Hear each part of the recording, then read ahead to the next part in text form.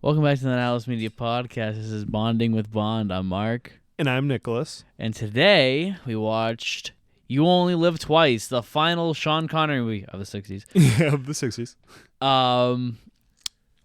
It was okay. It's all right. Yeah. So it's spoiler alert. It's the worst Bond movie we've seen so far. Yeah, it's definitely not my favorite one. Yeah, no. We have a new director, Lewis Gilbert, who will go on to direct 3 Bond films. Is it the next 3? Or? No. Okay. It's definitely not the next That's 3. how I was like, he doesn't do Your Majesty's service, right? No. Our boy Peter Hunt does it. Okay. That checks out. See, this is also so speaking of which, this is the final Bond film that Peter Hunt edited because he would graduate to. This is also historically, it was the first time he got to do second unit directing. Oh, so he was cool. the second unit director on the film, and you can see why. You can kind of see it with why a lot of like the insert shots look so good because he was making it. Yeah. We also have Freddie Young as the cinematographer at this time, who Freddie Young, for those who don't know, was the cinematographer for David Lean's films. That means this is the guy who shot Lawrence of Arabia. And that's why this movie looks significantly better than all the other Bond movies. Even though it was like all right as a Bond movie, it's definitely no spoilers, but it's definitely my least favorite of the ones so far.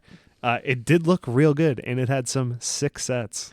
Yeah, well, Ken Adams also came back to do the sets and whatnot, but the screenplay of this is abysmal. Yeah. Absolutely abysmal. Roald Dahl did it, and Roald Dahl did James and the Giant Peach, The Witches, and Charlie and the Chocolate Factory. Oh, The Witches, too.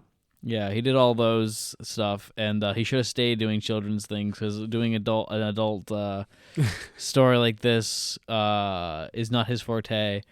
So, like, I don't even know if we're going to be able to go on a full-on like plot synopsis as we always do, because the movie starts off really shitty. The pre-title sequence is awful, in my opinion. I didn't hate it. I thought it was funny because the second it happened. So I, as everyone knows, I like the Craig movies. And I always thought Skyfall had a super powerful intro because I was like, dude, they killed Bond. Yeah. And then this happened. I just looked at Mark and I was like, oh. Well, that's not what I'm referring to. I'm referring because that takes a while to get there. What happens first is the Americans are out in space, and then another space thing comes up and it swallows it whole and kills an American astronaut. And it goes on for a long time. A Bond, in my opinion, I think a Bond opening should always be something completely unrelated or barely related. It should always be a mini adventure that gets us into the movie. Yeah. How would you feel if that death to funeral thing was the...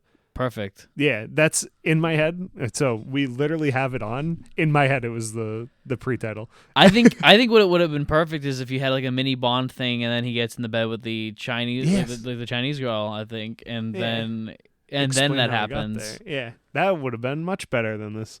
Boring. And then you have this open after the thing, and that's why. And then we have a thing like, hey, we killed Bond off just for a specific situation like this. So now that something Spectre has shown its hand, now we have to get him back. No, yeah, I would like that better. Yeah, I don't like it. I don't like it at all, except until Connery shows up. Because like that's the thing. I'm tuning in. It's a fucking Bond movie. I want to see Sean Connery kick some ass. I don't want to see fucking a bunch of Americans talking about fucking space shuttles. Like, fuck you. Because it's still it's still going. There. Yeah, you know, we still have because then they go back to this meeting of like the Russia and England and America, and they're just like, the Americans are stupid, and like the Russians are stupid, and it's like I think you're both stupid. We're gonna get James Bond on this, but first we're gonna kill him, and then we're gonna get him on it, which is why I don't think it makes any sense, because like if they just killed him. And that's how the movie begins. Like, you have like a mini adventure where he stops a bomb or some stupid shit. He flies a plane. Yeah, and then not that helicopter. Yeah, and then he gets in the bed, and then they kill him because it's like the ending of a Bond film. But then the Bond film we haven't seen, because it was the first time a Bond film did not come out like immediately after the last. So like it would have been pretty cool to do that, and then the beginning of the film after that is just like a bunch of people in suits being like blah blah blah blah blah. Yeah. And then you have M, and then you can go to M and be at M's like, can't believe we have to do it. Yeah. Already we have to do it. Blah blah blah, and then bam, Bond's back. Mm-hmm. Like the movie does like shoot up again once once Connery shows up in bed with that girl. Yeah, and because it's a cool and there's immediately they kind of talk a little bit. She flips the bed up, and then dudes run in shooting. And I was like, I think I'm gonna like the pacing more in this one. It's like it isn't slow; they're actually speeding things up, but it's wasted on this movie. Yeah. And I can't even say that it's bad direction, because Lewis Gilbert's a really good director. I think it's just because this film has so many production problems that it was nearly impossible to have made a great film out of it. Mm-hmm. One of the actresses threatened to commit suicide. One of the actresses was almost murdered. The producers and the director and the set designer were almost murdered. Connery was like, I'm out. Mm-hmm. Yeah. Like the producers and the set designer and director almost died, like completely. They were scheduled to take a plane back to England, and then they missed the flight, and then the plane crashed, and everyone died. Oh wow. So we almost didn't have another Bond movie, but yeah, it's like I said, this is Connery's last film of the '60s, because he was like, "Fuck this shit, I'm not getting paid enough." Yeah. But and yeah. I think if I was getting paid that amount of money, I would have said, "Fuck yeah, I'll do it." Yeah, and especially it's like, I don't want to play this super cool character anymore. Yeah. Like what did he go on to do in the 70s? He did a couple of good stuff, some really good movies, but also a lot of garbage. He did Zardoz, which is a piece of shit, but I can think of good maybe 4 or 5 good 70s movies that he did. Like he did The Offense, he did Murder on the Orient Express. Mm-hmm. The Man Who Would Be King with Michael Caine, which was really good. Okay, that's because I can kind of see being like, okay, I don't want to get stuck in being an action guy, but at the same time, he was also still doing movies that weren't that outside of Bond while the series was going. He did a Hitchcock movie. He did this movie called The Hill, which I think is his best performance. So, and I think, I don't know. Well, it didn't come down to him being like, "Oh, I don't want to do it." That was a part of it, but the thing it came, I think, was probably just a contract issue. It's always what I hear is contract issue, and I think probably that they were so with the next Bond actor, they asked him, I think, to do. Wanted to sign him to an 8-film contract. So I think they were trying to sign Connery to an 8-film contract, and Connery was just like, "Fuck that." That's a lot of movies. That's a lot of fucking time I have to wear this stupid fucking wig. Yeah, coming off this too, it's like, are they gonna be better? Yeah, and I think Connery had this idea of I feel like the series had peaked, and I think the only reason why he would have came back is because he saw On Her Majesty's Secret Service, and then maybe that's why I did. And then the movie that he did to come back, that he was like, "Well, this sucks. I'm not coming back." Yeah. Oh, yep, I was right. Yeah, he's like, "Oh, okay. They just can't do me. They just can't work with me anymore. I got it." Yeah. So then we also have the great opening with Nancy Sinatra's "You Only Live Twice," which is a very good song. Good visuals too. Good visuals. Not as good as Thunderballs in my opinion, or Goldfingers, or From Russia with Love for that matter. Yeah, I think it's better than Dr. Knows, but not... Dr. Knows. I think Dr. Knows is super good for what it was, stylistic, and it was this nice calming intro to it. Yeah. But how they have developed is just, they're so much cooler now. Oh yeah. 100%. I think I liked Thunderballs better though. I like as much as I hate the water cannons gadget, the transition to underwater was cool. Mm-hmm. This one, yeah, it's just the umbrellas, which Yeah, That's kind of boring. it is pretty boring. Yeah. Speaking of boring, we then have a funeral for James Bond, only for it to be completely, immediately rectified. We have the press watching it, like his funeral, Mm-hmm. and then it's Well, is that the guy with the binoculars? Is that a Spectre dude? maybe I didn't see him wearing any rings. Yeah, I guess there is a really easy way that they tell you they're Spectre. I kind of just assumed it was. And it shows that newspaper like 3 times. I'm like, yes, I saw him die. Yeah. I think it's stupid. I get the whole what they're trying to do here. Mm. Like, I get that they're trying to hold the thing like, oh, Bond has to lay low, so we're gonna fake that he's dead. Blah blah And blah. immediately put him on a mission. Yeah. Where he still goes by Bond. Yeah. That's maybe another. Like, I understand that the name James Bond is cool, and most of this. Well, he only goes by James Bond to the Secret Service in Japan. Everybody else he goes by something else. Yeah. So like, I guess Blowfield just knows his face. It just doesn't make sense. I don't know. It feels like filler, or it's just like it feels like a stunt thing. Oh yeah, just to shock you at the beginning. Yeah, like what Skyfall did. Yeah, and at least Skyfall spent like a good maybe 10 minutes where he wasn't. Yeah, back. and it's like him using it to his advantage versus this. They're like, hey, we did this for you. Go be alive again. Yeah. I do like the submarine though. I do like the submarine. It's just like I just don't think the scene needs to be seen. I think it would be better if like M's just like Spectre's back and like they bring Bond back. Yeah, I think this would have been cool as the whole before intro thing. If they just spent that whole time explaining his death before the mission even starts. Yeah. And then they're like, oh, we have a fresh Bond that we can kind of do whatever we want with. Yeah. We have a great scene with Moneypenny, obviously. Yeah. I cracked up because I was not expecting M's entire MI6 office to be in a submarine also. And he opens the door and throws his hat, and I was like, it's like what he doesn't. And then it cut to Moneypenny, and I was like, oh my God, this is perfect. M's scene is fine. Mm-hmm. M's looking skinnier. Yeah, I could see that. It's weird seeing him not in a suit. He's in like dress clothes with his awards and stuff on it. Yeah. So we have that. He goes over the mission. He's like, "You're going to Japan. You're gonna see this guy at Mr. Henderson. Blah blah blah. Mm-hmm. You're gonna say you love him." No, Moneypenny says that. Oh yeah, you're right. You're gonna say that you love him, and he's gonna love you back. Yeah, and then you'll get lunch. But no, he goes out there and Moneypenny's like, we made a passcode for you, and it's one that you'll be able to remember. Mm-hmm. I love you. Now say it back.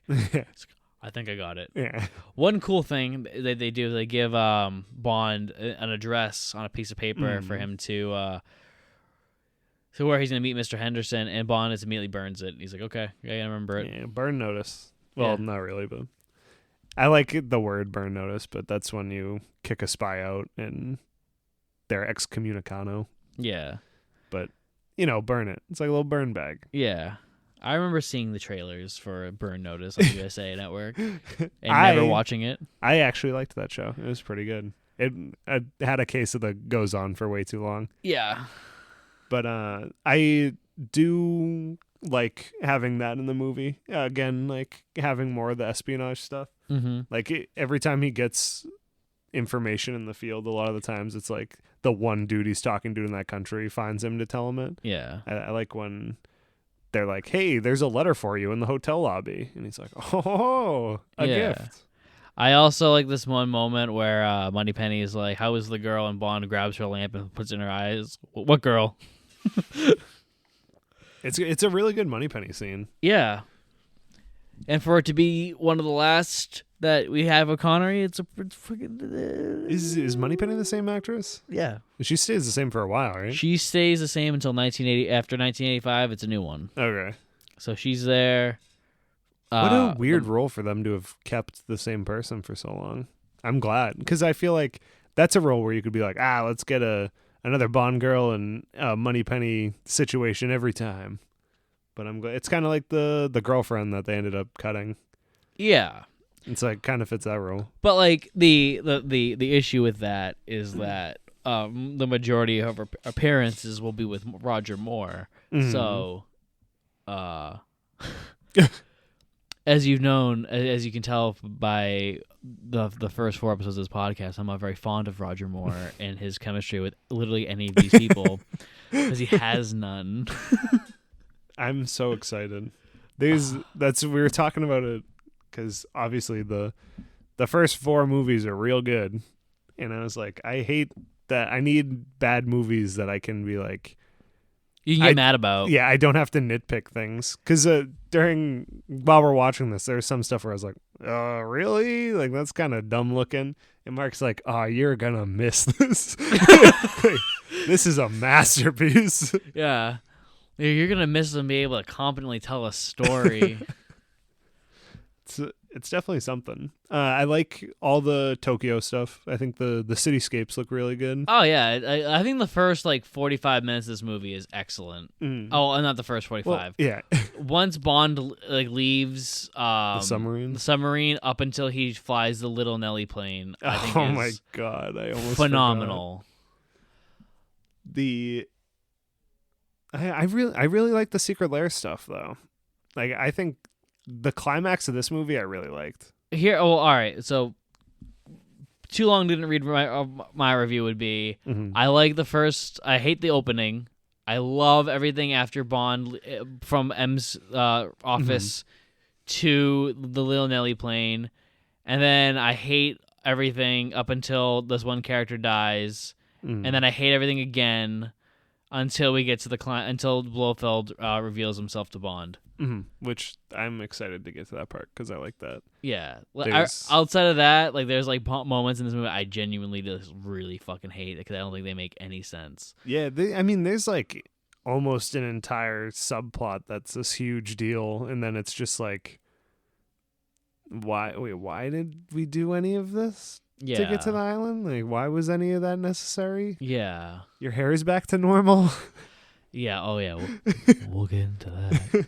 The sumo wrestle's cool. The sumo wrestling. This is actually a really great scene in my opinion because I also love the way that Sean Connery acts in it, where he's there, he glances over and makes eye contact with Aki, and she slowly okay, maybe this might be the guy, and they have a long period of silence where they're just where Bond is feeling out the situation. And he keeps glancing over at her, and she glances over at him, and then he just stares at her, and he's like, if I stare at her enough, if she's a normal woman, she'll either kiss me or leave. And if she doesn't do either of that means she's a spy. And then he hits her with the I love you.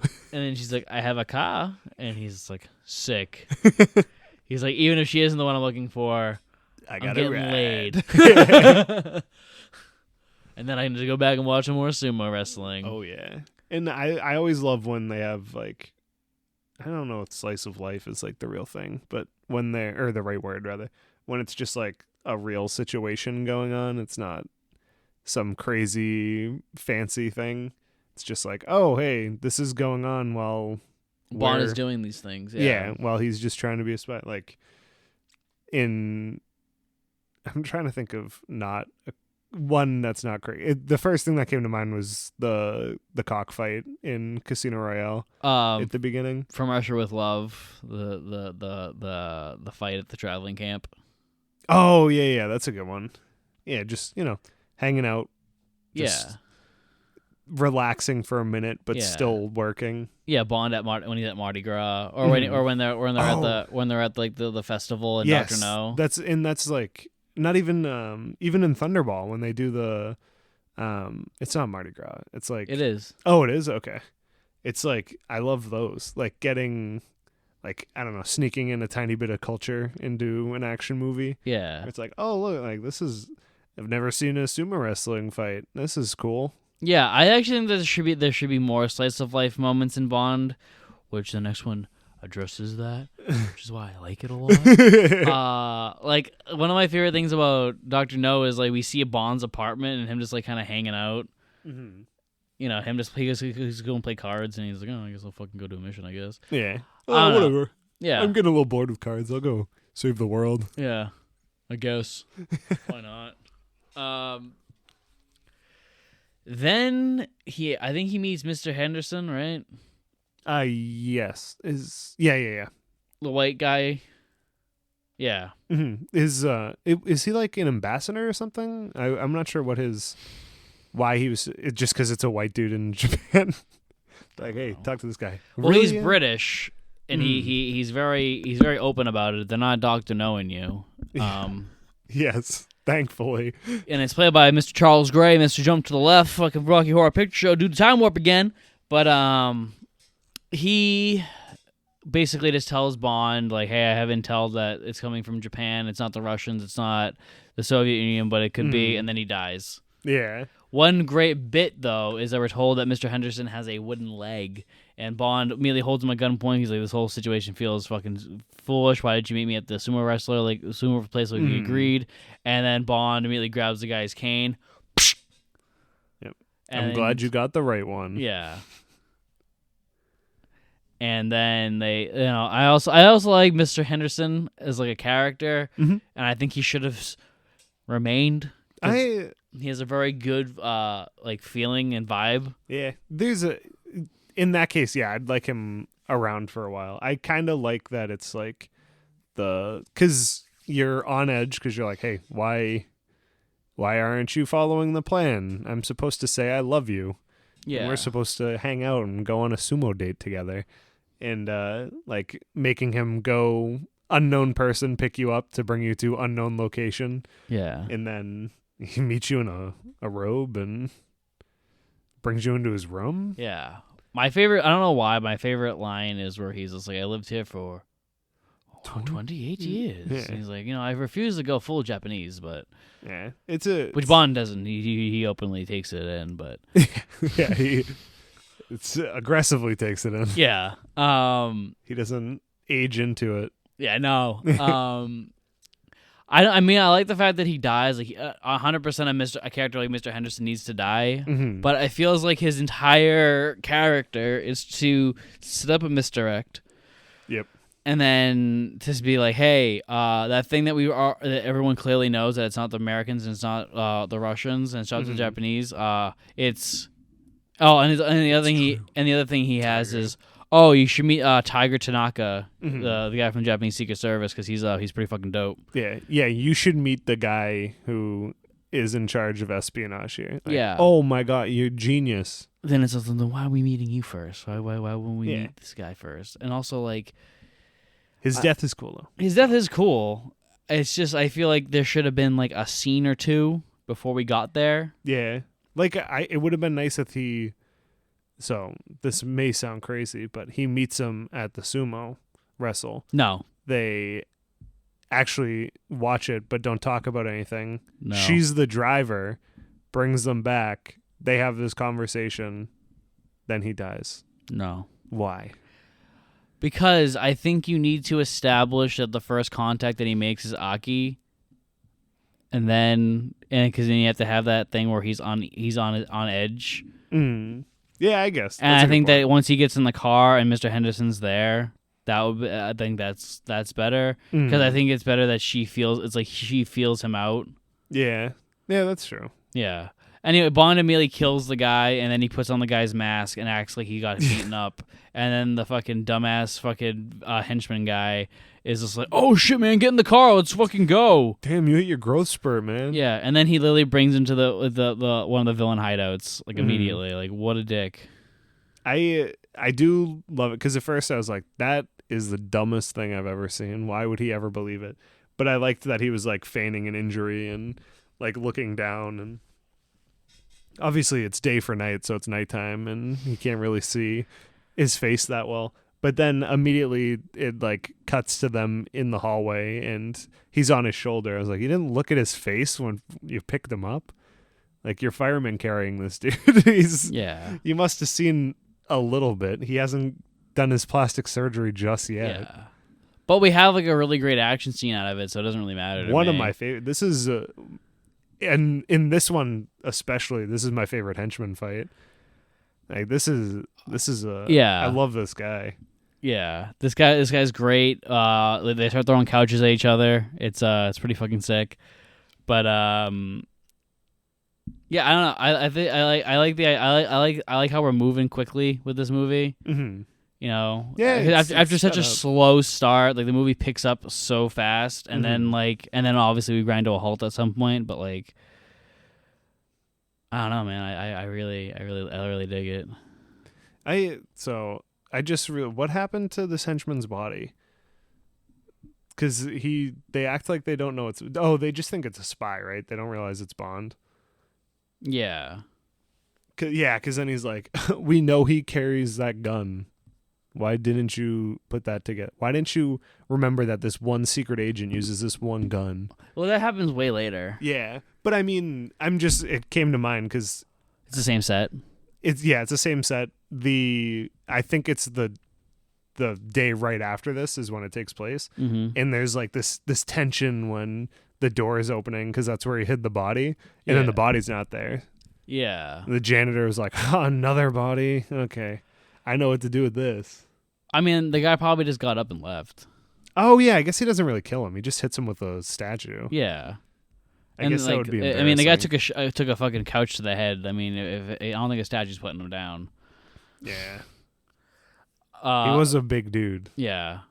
Then Bond ends up cracking a safe, which is a great scene because we have this thing where it's like he can hear the guards coming, and he's like slowly doing it, but he keeps his eyes up, like staring at the guards while he's waiting for his gadget to work. Mm-hmm. And only for the alarm to sound. yeah, and then he steals like plans, and it's awesome because it's fucking Connery. And as the guards are coming at him, he just like hides behind a desk thing, and then he just dips. Yeah, and there's and it's a little thing too, but there's a henchman outside who shoots at him, and he like takes time to set up his shot and like shoots overhand and stuff. Like I was like, wow, these might be good henchmen.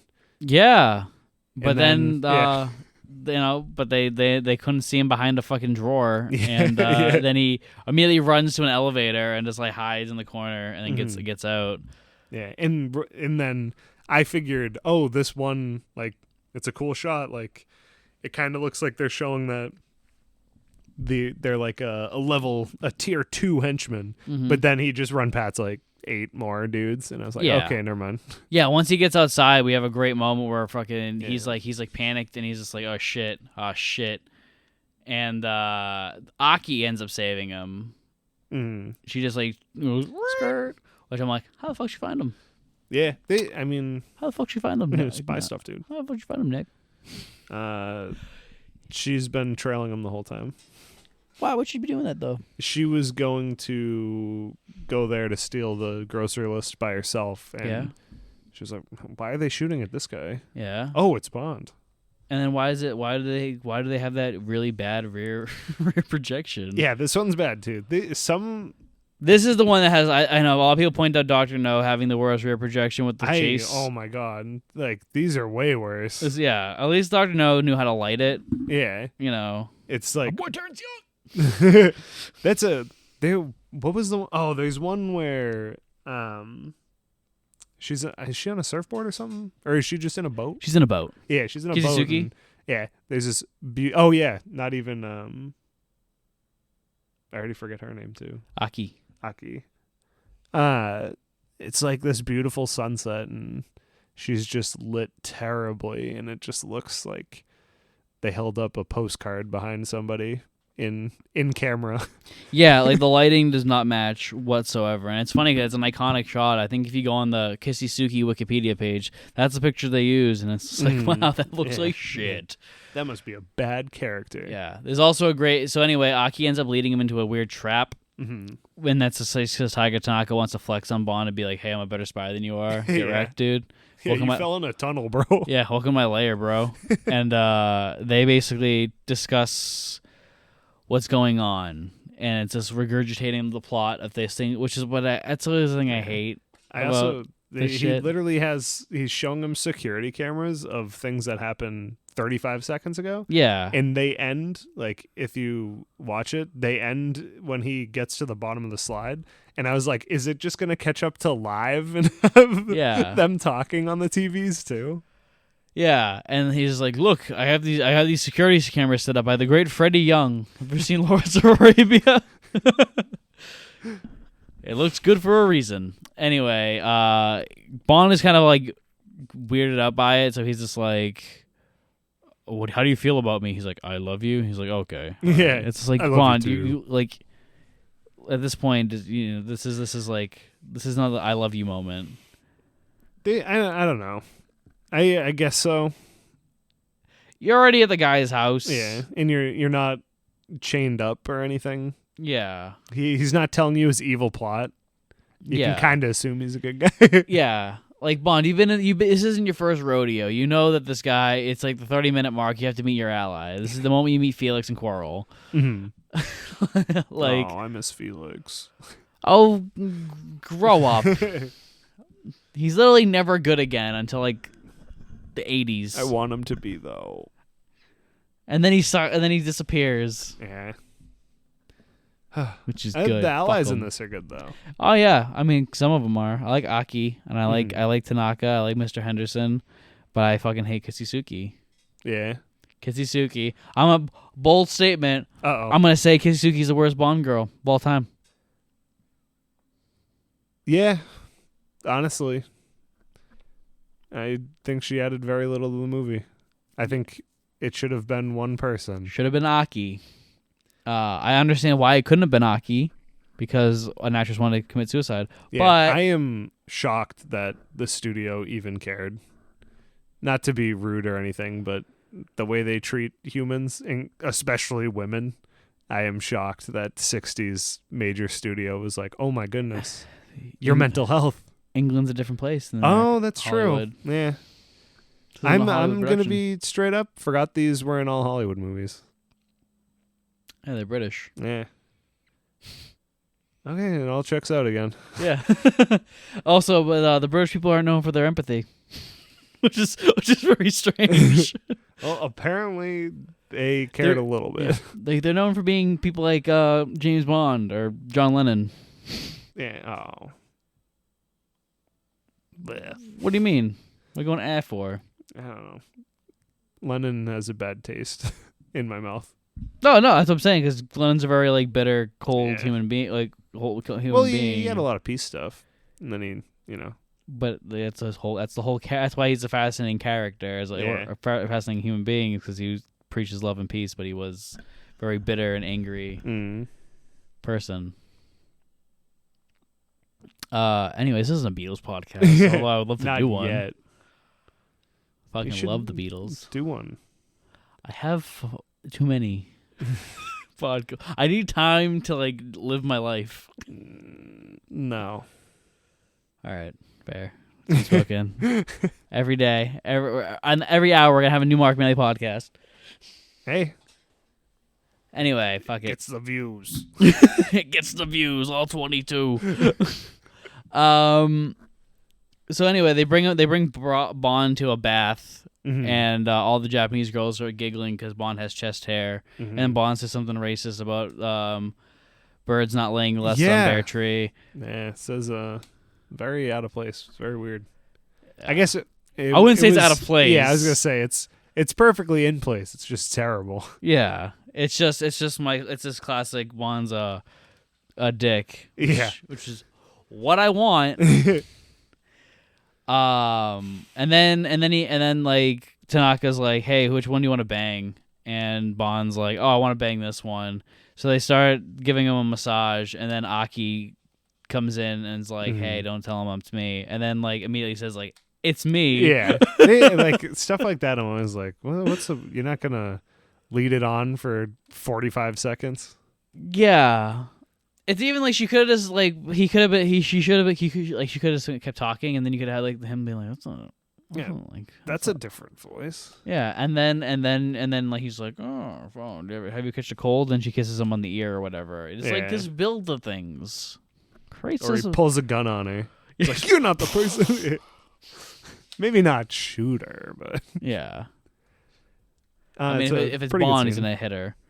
Yeah, that's true. Yeah. Outside of that, they just like regurgitate like plot garbage where he's like, "Hey, this is business guy. I have we have this maps, blah blah blah. I'm gonna go in there, pretend I'm a fucking businessman, and then I'm gonna try to extort some information that it's not gonna end up happening because I'm James Bond. I never actually end up doing that stuff." Yeah. Well, they also get a picture of the ship that was also in the safe, and they get that as a target to go after. Yeah, and they analyze the shoreline. Yeah. Yeah, and anyway, Aki all of a sudden is like in love with Bond for some reason. Yeah, same reason as always. Yeah, he's hot. The chest hair. Yeah, it's always the chest hair, dude. Mm-hmm.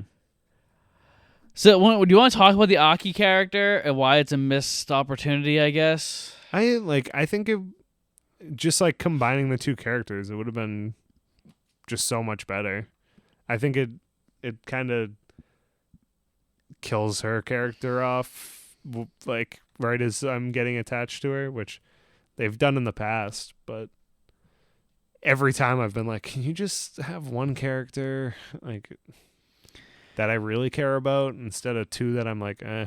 And we were moving in the right direction because Domino was that. Yeah, and Domino was awesome. Domino has been the best Bond girl so far. Yeah. And I feel like Aki is such a step back because Aki is barely a character. Yeah. Well, I think she's more than Kissy. Way more than Kissy.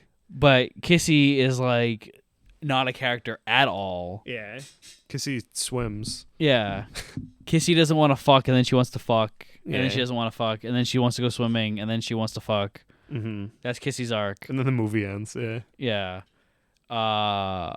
Which is also bizarre because Kissy has like a long-lasting effect on Bond lore where people, like there's like, James Bond Jr. is Kissy Suki's son that James Bond impregnated her with. Oh, wow. Which is stupid. I hate that. Would you hate it if it was... Aki? Yes. Okay. I was just making sure. I think James Bond Jr. is a stupid idea. Okay. That makes sense. What if it was Moneypenny's kid? Scandalous. Oh my god, I can't believe that happened. Can you believe she had a baby out of wedlock? I can't believe we said scandalous at the same time. I know. Is she married? Moneypenny? Yeah. She's not, right? I don't know Moneypenny. She's a secretary. I don't know her marital status. We gotta I look assume for a not. ring. I figure she is not also. Yeah. I haven't seen a ring on her finger. Spectre or otherwise. God, those Spectre rings are great. Yeah. Well, actually, as we're pulling up to the scene where we're introduced to 11, and I forget the businessman's name. Yeah, the Japanese man. Yeah, Mr. I can't remember. But he is the owner of the chemical company. Yeah. And it turns out that he is also the... Well, I guess it's actually a little confusing. Why is he attached to Spectre? He doesn't wear the ring. Is 11 using him as Mr. Asado. Okay. Osato. I don't want to mispronounce it. Okay. Well, your terrible attempt. I'll leave it at that. Yeah. I'll refer to him as him. Yeah, okay. I think he was a decent like nobody character. I guess. I think the scene with him at the desk was pretty good. Where he's like scanning, he has the X-ray of his jacket, and he's like, "Those cigarettes are gonna kill you." Yeah, I like Helga. I think that's her name. 11. Yeah, just use the numbers. 11's really cool. I will jump forward a little bit. I liked that they did the From Russia with Love again, and we're like, "Hey, you guys messed up. One of you's gonna pay for it." Oh, you mean the thing they also did in Thunderball? Who did they do it to in Thunderball? Remember the opening with the chair?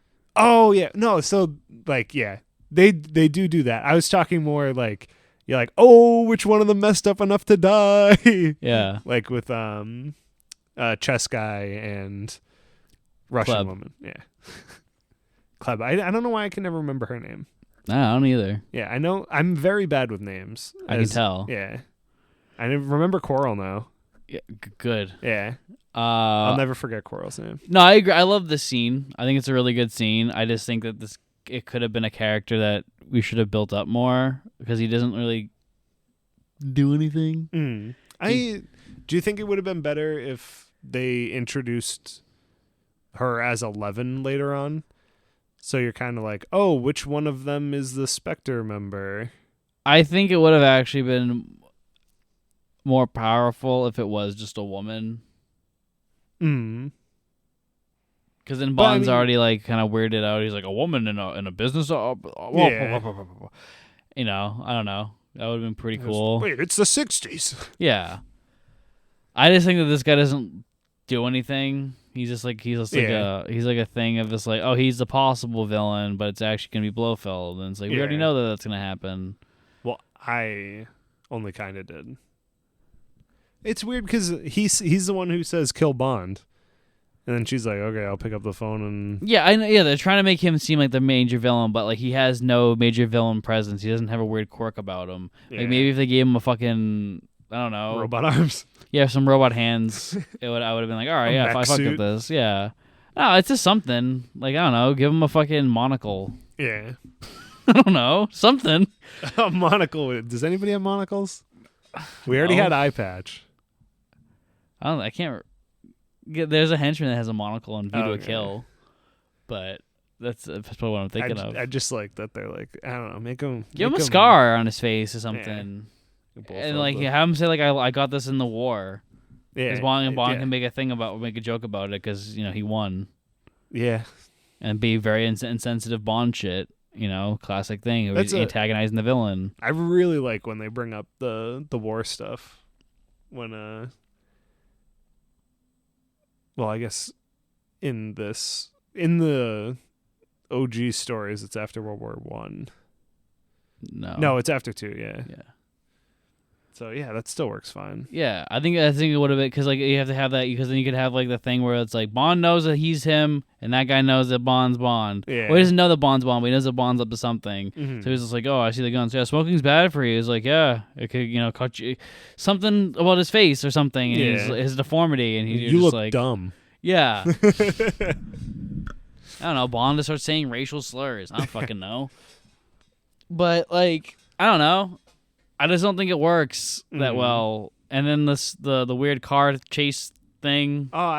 So there's a car chase and do they say what the Japanese like MI6 is? No. Or they say like, Japanese Secret Service. Oh, okay. Like they got a helicopter with a giant magnet, and I was like, that's my favorite rear projection where the guy's just spinning the wheel all the way around constantly trying to drive. I like that. I think it's actually like gonna get a Gadget point at the end for me because I thought it was a little clever thing to be like, hey, look, we have fun too. Yeah. But it not very practical at all. No. I don't know. I like the build up to the car chase. I like the car rolling down the window and then pulling a machine gun, and then Aki saving Bond's ass. But it's like, why is Aki there again? It's like we've already done that. It's like at literally the same place. Yeah, literally the same driveway. Yeah. It's just now is actually daytime and not day for night. Yeah. And then we get some bad rear projection. Tanaka and Bond discuss things that we've already seen, but then Tanaka's like, I think your dad's here or some shit. That's what happens, right?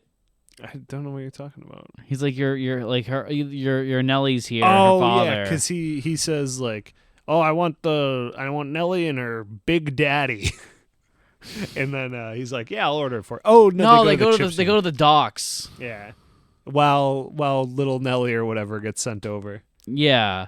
And then he just snoops around and another action scene happens, and it's awesome because Aki's involved. Mm-hmm. And yeah, it's one of those. I love when it's like, like 20 or 30 henchmen they're just like swinging random ass blunt objects. Yeah, yeah. Like we got wrenches, we got sticks, we got forklifts. Yeah, forklifts. I just realized, obviously, as you always say, we watch it every time while we're talking about it. Mm-hmm. I like that Aki just saved Bond's ass. Yeah, I didn't realize that at all. Yeah, get him out of the way of the sped up forklift. But yeah, no, they do it. They do a nice little action scene. He shoots an unarmed man. Nick's very offended by it. I thought it was funny. These guys are just chasing him up the stairs. He turns around and just shoots the dude at the top of the stairs. Yeah. Nick's like, if Bond's gonna do that, he's gonna cry about it after. Yeah, he has to feel. Yeah, he's gotta go in the shower and get consoled. Mm-hmm. But then immediately he gets lit up by a like submachine gun and yeah. Connery's got some blonde streaks in his hair. Does that excite you? Yeah, I'm a big fan of frosted tips. I like when his hair is like this and not the other way. Oh yeah. The action scene's pretty good. I don't know. I like it. It has a really cool flyover shot. Yeah, that's some good stuff. But then he gets captured by Helga and the people, and then Helga's like, "I'm gonna cut your fucking skin off." I'm slapping him around. And he then goes, "Psych! I'm gonna cut your dress off." Yeah, and then she starts kissing him. So, this scene sucks. It's awesome, but it sucks. Well, I think so. Hit me with the logic of it. He gets caught by the business guy, and he says, "Bring him to number 11." And then I'm like, okay, she's the Spectre member. Mm-hmm. And then, like, Bond would also know that they do these dumb numbers that make it easy to name everybody for me, which is handy. But then there's this dumb interrogation. I don't know how she doesn't know it's Bond, but even, like, if it was just a regular spy, she's supposed to be a Spectre member, so should be pretty ruthless, and this shouldn't matter anyways. Yeah. And then he's like, I could just bang you. Well, here's the thing. Here's what happens. As she pulls out this like knife, and she's like, "Hey, this, you know what they use this for? They use this to cut people's. These plastic surgeons use this to cut. You know how I got these scars? Yeah, they do this to give you Heath Ledger's makeup. All right, so I'm gonna cut you with them unless you don't make me." And then he's just like, okay." And then she sits on his lap and starts kissing him, and he's like, "I'm actually not a businessman. I'm a secret agent, and I could take you away." Yeah. Blah, well, blah, he blah. says he's a spy, and he makes it sound like he's a corporate spy. Because he's like, "Hey, I found this trade secret. I'm trying to make this chemical, and it's worth 300,000 pounds. One half." And she's like, "Mwah, mwah, mwah." Yeah, but then she's gonna do it anyway, because the next scene is her on the plane. Oh yeah, this is so dumb. You're so right. Yeah. Yeah. And then why not just fucking kill him? Because then, even the plane thing's kind of stupid anyways, because it's like, what, 2 minutes, and then it crash lands and he gets out and it's never mentioned again? Yeah, no, because they kill her, so there's no reason to mention it again. When do they even kill her after They that? kill her like 2 scenes from now. Or 3 scenes from now, they kill her. Oh, okay. I was going to say, I feel like it was even like, there's like a disconnect and then they're in the lair. Yeah. I feel like I don't know, like it's just like Bond's got to show his charm, dude. it's just the logic doesn't make sense to me. Because it's dumb. Yeah. Yeah. It's it like, doesn't make any sense. Oh, I have him. Let's kill him. Actually, no. Let me go in a plane, put on some lipstick, then jump out while I have like a board covering his hands, but it's easily able to karate chop it out, and then. And also, he's not handcuffed or anything, and she's wearing a parachute, and he's not, and he like doesn't think about that at all during the entire thing. Yeah, and also like she threw a smoke bomb in there, but it's also just like, I don't know, like what was the point of this kill? Like, I get it to be spectacular, but like or something. But like they'll see the board. Yeah, and so it won't, and he'll be in the back seat. There's a really good scene where it looks like the plane's gonna smash into her. Yeah, another very weird rear projection choice. I don't know. I feel like this is like so muddled and so just like it was so very loud too. Yeah, but I don't know, man. I did not like this section, and like it's like Helga, I think had a potential to be a good henchwoman, but she gets very dumb scenes. Yeah. So it takes away all of her luster. Yeah, there's definitely potential. Because I think the intro was strong. Yeah. Where it's like the red herring of her not being number 11. Yeah, I feel like if you're gonna do that, you should do like a thing where he has information. He's like, "Listen, you kill me, I sent this information out, so I'm actually worth more alive than dead. Yeah. So you should actually bring me to your headquarters?" Yeah. Question mark. Show But- me the spaceships. Yeah, and then instead, like he crashes, and then he's like, and then like Aki's just like, "Oh, he would never touch her, would he?" He's like, "Oh, God forbid," and it's just Yeah. like, Psych. I don't know, like I did. Aki, you barely have a relationship with him right now. Yeah, and also, so yeah, it cuts to the good guys again. So like, it's not even the next scene where they end up killing it. Like, I'm gonna be impressed by how. Oh, they do a cool little thing where they have two pictures of the ship that they're tracking, and it's like a little bit of spy stuff. They're like, look, the water level is higher on the hull, so the supplies have been taken off. They docked somewhere to take this stuff out. It's now lighter, but we're bad spies and only took this picture because it was foggy. Yeah, I don't know. And it's like at this point you realize that Aki doesn't have a character anymore, Yeah. like at all. So and she's gonna keep suffering throughout the rest of the film. Mm-hmm. And then the Q scene happens where he builds Lil Nelly, and it's the worst Q scene in the Connery era. Yeah. They do this weird time lapse, which feels very out. I just noticed the matte painting. The matte painting's lighting has changed throughout this time lapse.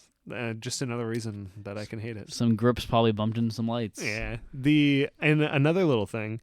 What does he call the ship? What's the order that he says? Little Nelly? Can you bring what's the other thing he says? Her dad? Does he call Q daddy? Yeah. He literally did. He's like, hey, Dad. Oh, okay. Damn, And he's like, I've had a long flight, 007. Yeah. Just leave me alone. Stop I'm calling old and me I'm pissed. daddy. I'm going to be doing this till the 90s. Yeah, I do like his outfit right now gives me war vibes. Oh, which yeah. I like the idea of Q being a fucking... Q being a vet, yeah. too. I mean, all these guys are vets. Oh, yeah. I mean, are you a vet if you're still in the service? Because they're all actively... Yeah. I'm saying they all fought in WWE too. Oh, yeah. Except Bond. Yeah. Bond probably fought in Korea though. I hate everything about this next scene. Wait, were the British involved in Korea? No, right? Probably, I believe they were, because it was that's like the age of the. It's not Russia versus America. We're just gonna have everybody else fight in different countries, and we're gonna not say it's us fighting, but we're just using other people so that we can fight communism and democracy. Yeah. So like Vietnam, Korea, Afghanistan, like all those like. But were the 80s and British 90s. involved in? I mean, usually with like NATO and stuff, the British was basically, I don't want to say in the pocket of the U.S., but it basically was U.S. versus USSR for the year, and you just picked what side you were on. Yeah. I'm also American, so I might be taught the very America good guy, USSR bad guy. Yeah. Yeah, you were taught by James Bond movies. Yeah.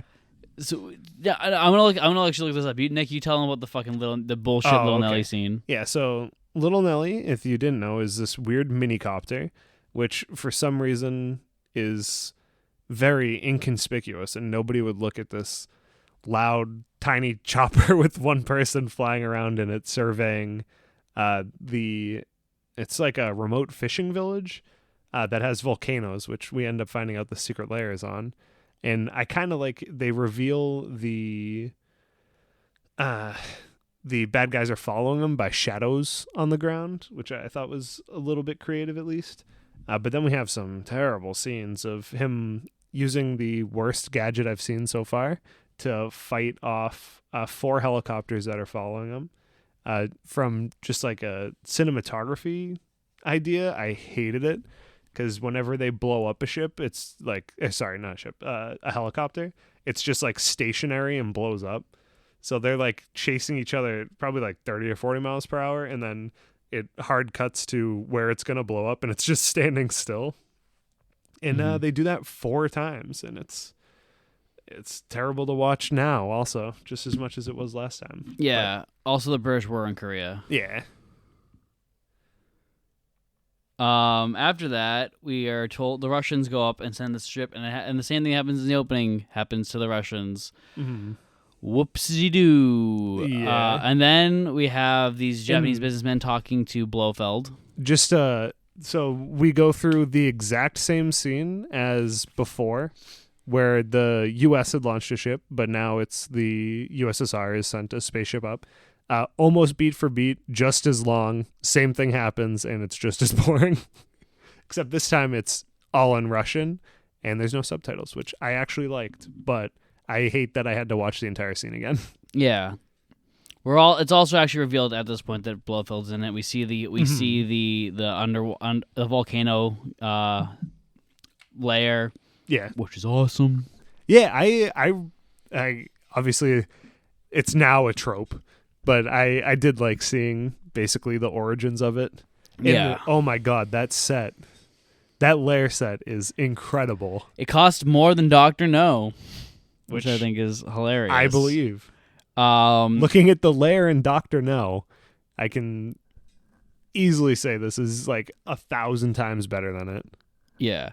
While that's happening, we have Blofeld is revealed, and as I said, and he goes from a deep booming voice to a very British man. Yeah, nice little British man voice. Yeah, he's still got a cat though. Still got a cat. He's still got a ring, and he's still like silhouetted. Yeah, for now.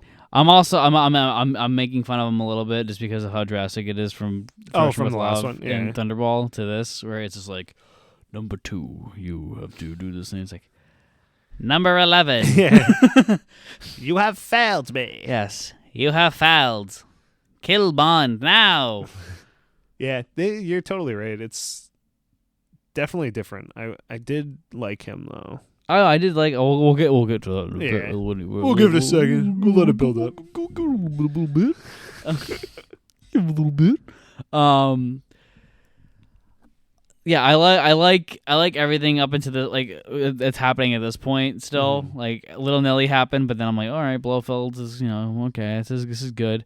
And then we cut to these 2 Japanese businessmen who had commissioned who want war between the U.S. and the USSR. Yes. And they're like, hey, we're paying you to do this, and he's like, well, you better pay me now. He's like, we agreed to you to not do that. Yeah, not pay until the war started. And Buffalo's like, well, you can eat a fucking dick, dude, because I want to get paid now. Extortion's kind of my thing. It's in the anagram of Spectre. And then they show him that Blofeld has like a pool of piranhas in his office. The grossest water you've ever seen. Yeah. And he ends up killing number 11 in it in the same scene because they're like, do you know who it was? It was James Bond. You fool. You fool. And he would survive a plane crash. He survives everything. Yeah, and she goes, oh, I had sex with Bond. Yeah. I thought he was dead. That's pretty cool.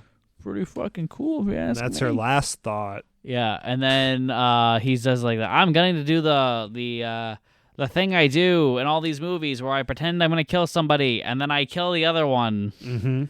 Well, I genuinely didn't know for this because it kind of feels like they've built up him to almost be a scapegoat for it, to have another pussy situation, and 11 changes too because she's in love with Bond. But I kind of liked that he killed her. And then in From Russia, I had no idea who was gonna die. I thought they were both dead. I think that fucking he should have killed both of them. Yeah. I think they both should have walked away, and then the thing break. Because I think this guy outlived his usefulness. Yeah. He's only useful to be like, oh, I'm proto villain before the real villain's revealed. Mm-hmm. She's already had sex with Bond, so she's outlived her usefulness. So. Unless we're going full pussy galore here, but no, we don't want to go full pussy galore.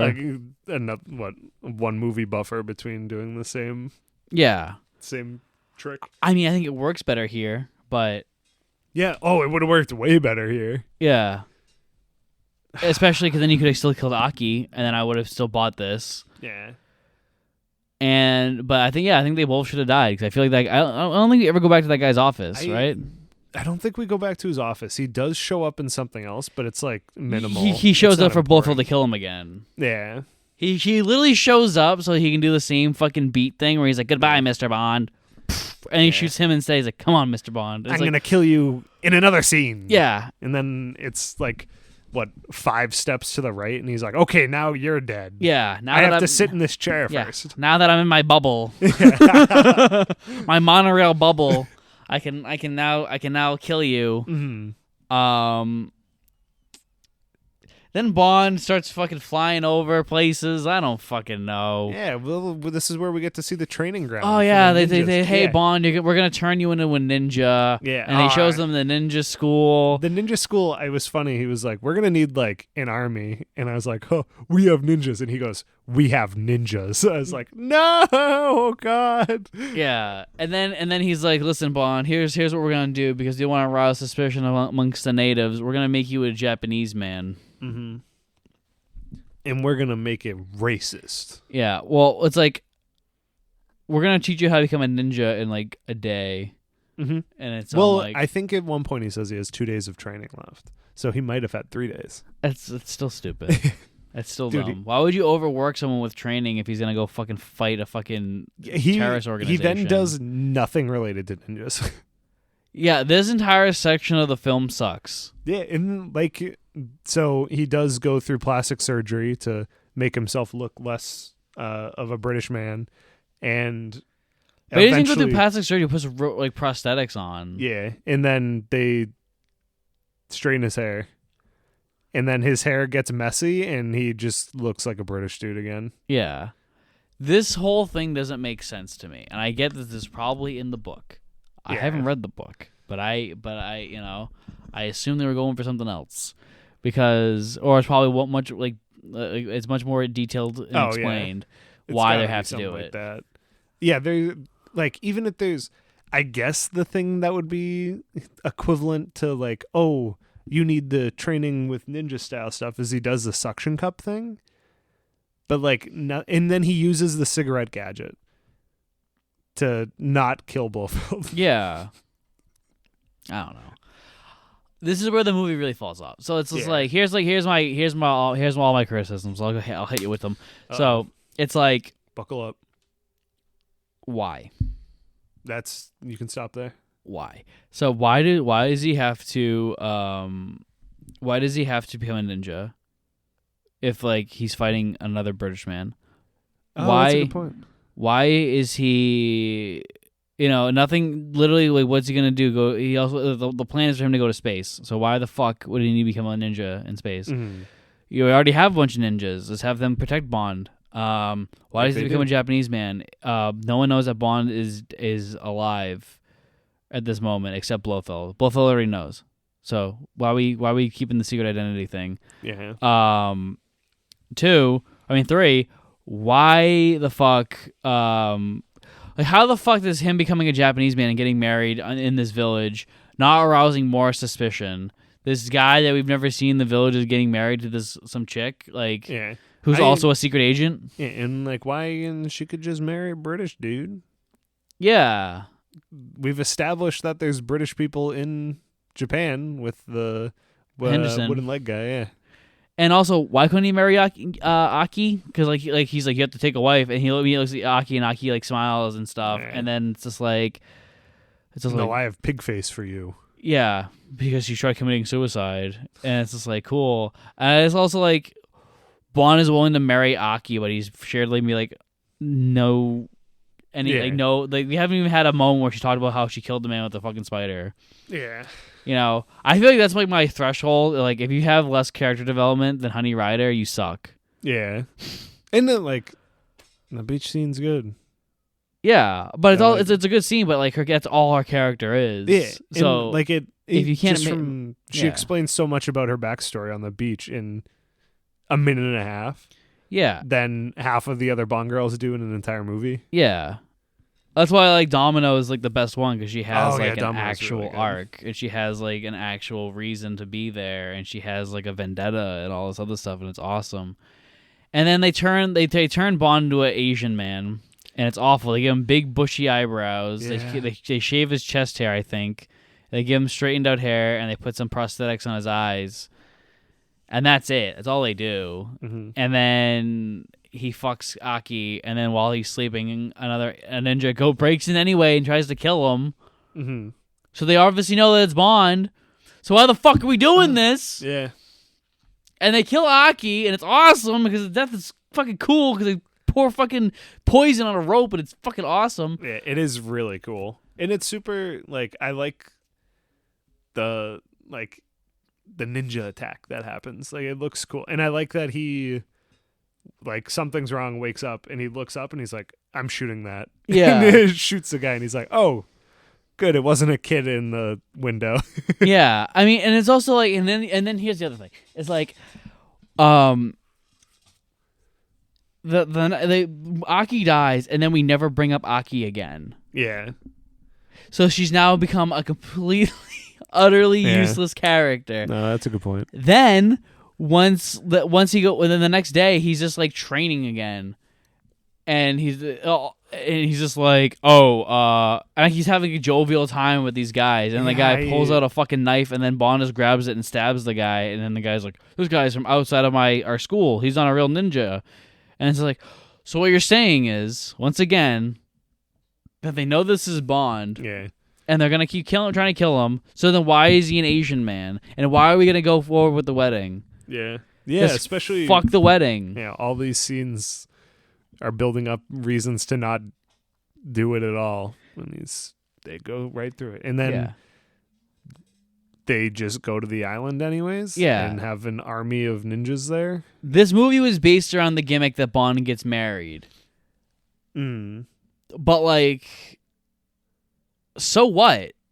Yeah, he's not actually getting married. It's not like James Bond's getting married. It's random Japanese farmer guys getting married to Kisisuke. Yeah. I was gonna be like, oh, would you like it if he fell in love and stuff? But you don't, right? Yeah, I do. Oh, I thought you didn't like the Craig movies. Oh my God. That's not what I don't like about them. Okay, good. Well, you were like, oh, he's crying in Christmas. Yeah, never mind. That movie's too new. I take it. Yeah. No, it's the fact that all right. Want me to get into that? I'll fucking get into it. It's too new. No. We'll wait. No, it's because it's a problem with all the Craig movies. Is that he's crying about Vesper in every single movie. Yeah, it's like he was in love. Yeah, but he also falls in love in the Connery and Brosnan and Dalton era. But he doesn't cry about it. He brings it up occasionally, but you know what happens? He'll bring it up and then he'll act really. He'll get very cold and all right, you made your point. Oh, okay. And that's it. And then it hits him more. He doesn't stand by her grave every fucking 2 seconds and be like, I can't believe she betrayed me. It's like, no. It's love, man. You just don't understand it. I do understand it. I think that the way that the original era does it is more realistic. Yeah. Especially for someone who's a fucking hardened secret agent. I can't wait till I see that because I haven't seen it yet. Okay. So maybe it'll change my opinion. Tune in next week, everybody. Oh, I'm excited. Yeah, I think people are overhyping this movie for me. I'm getting worried now. Everybody was like, Thunderball is going to ruin you. I was like, Thunderball was all right. It was awesome. It's really good. Again, the first four were really good. Yeah. Anyway, we go into the wedding. Which is stupid because we could just skip it. It's just stupid because they're also talking about how the fact that she's so ugly and then she's hot. Yeah, I don't know what about her was he pranking her? I think they were just getting. It's like the Tobey Maguire thing in Spider-Man 2. I don't know if you know about that. When he ugly cries? No, so tangent in Spider-Man 2. 4. In Spider-Man 2. When they were getting ready to make it, Tobey Maguire was asking for more money, and then they were like, no. And then he was like, oh, well, I hurt my back, so you're going to have to give me more money to do this. And they're like, all right, we're gonna get Jake Gyllenhaal to play it anyway. And they casted Jake Gyllenhaal, and then Tobey was like, all right, I'll come back. Right, fuck it. Fine, my back healed. Yeah, and that's why there's that scene where Tobey falls off the building, and he bounces off the car. He's just like, my back. Oh, my man. back. And then there's even like a moment where if you look on the newspaper, it says, does back pain cause brain damage? Oh, wow. Well, yeah. Rude. So I think that because the actress who was playing Kisisuke was giving the producers a hard time and being like, your death will be on my hands. Yeah. My death will be on your hands. Yeah. Then they were just like, all right, well, we'll call her ugly. But then we're also going to frame her as the most beautiful woman you've ever seen. Yeah. But joke's on her. She does nothing. Yeah. Although I think Aki's a lot prettier. Yeah, I do too. Yeah. Yeah. Which is why Aki got the Aki I was part. going to say, it's almost like that's why they casted her. It's like, wow, she's like a better actress and she's prettier. Yeah, and like the marriage thing doesn't like I said, it doesn't do anything. Yeah. Because like this is a character we've never met. Yeah, so it's like it's more of like an arranged marriage. So then it's like cool, it's dumb. Bonds again. in love. Yeah, with Aki, even with Aki being a two-dimensional character, I still buy it more because Aki saved his life and all that shit. And a couple times too. Yeah. But I feel like I don't know. It's stupid. And then Bond goes to the house with Kissy and he's like, "All right, well, let's hey Kissy, let's make sake." And then she's like, "No, it's business." And then Bond just stares at her while she's sleeping, really horny and upset in the dark until she wakes back up. Tanaka wakes her up and he's like, "Hey, yo, it's actually gonna happen tomorrow. So let's get going." Yeah, it's a good thing we did this marriage for. They wasted more time doing the marriage than they bought by somehow getting access to the island. They could have just forced themselves on the island. There's like some movies I understand why they're like, hey, you need to be super undercover. We have zero jurisdiction where you're going. Yeah, and you know he's working with the Japanese Secret Service. Yeah, and you know which one does it perfectly? The next one. I was gonna say Another Time to Die. No Time to Die? I can't even get any of the titles in these movies, Nick, right? What are you having a fucking stroke over there? It's every week. Yeah. Like Doctor with For Love, and Golden Finger and Golden Finger. Thunder No. I'm okay with messing Golden Finger up. I'm not okay saying George Clooney instead of Sean Connery. Because that should be criminal. I feel criminal. Every time it slips, I'm like, why do I say this? Because George Clooney's a handsome man, and Connery's a handsome man. It's like, they both have C's.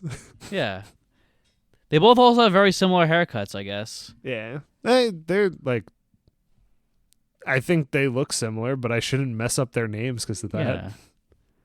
Yeah. I would like if Connery suits had Bond nipples on it, but yeah. We can make that happen. So the big thesis is the wedding doesn't make any sense. Yep. It's not needed, and Kisisuke sucks. Anyway, they get to the cave entrance. Yeah, they go. First they go on a boat, and Bond looks at her. We have a really bad rear projection. She smiles at him for the first time in the entire film, and then he's like, maybe I'm in love. Yeah. And it's just like, no, you're not. She's just hot. Like, come on. He We've all knows. been there. We've all been there, He fellas.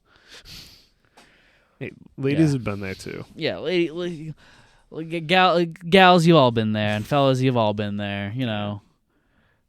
We all know. Yeah, we've all been there. But then we get to the cave, and it's full of gas. Yeah, earlier there is a funeral going through the town of a girl who died, and they don't know why.